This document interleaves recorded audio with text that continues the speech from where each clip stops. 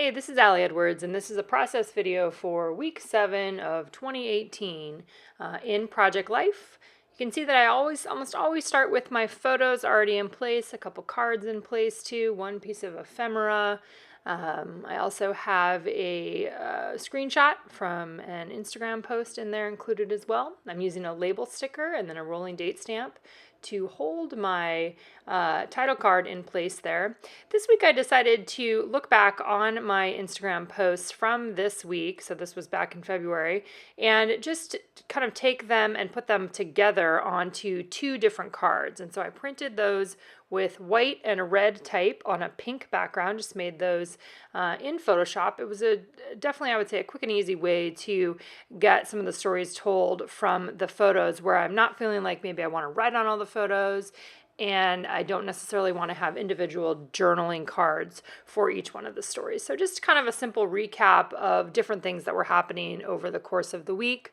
I am using some pieces from the February Stories by the Month kit. There's a chipboard piece there, a couple other chipboard pieces included. I believe that pattern paper there is from the Changes story kit. Had a little bit of a hard time getting that pocket or that journaling card there in the pocket, so I trimmed the edges down, and that's usually what I do if I find one that is not fitting very good in place. One of the things that I want to point out about this one that I really like that I did is just kind of having that light pink color scheme. So the pattern under the title card, then paired that with the Love Wins chipboard, and then the two journaling cards there as well. I also went back through my stash and just pulled out some word phrase stickers. I ended up using a bunch of them from a red set that was either sold with Week in the Life or was a shop product release at some point in time where it had a bunch of different colors with all the same sentiments. So I just looked on there and pulled off a bunch of ones that fit kind of with the photo, to go along with the photo.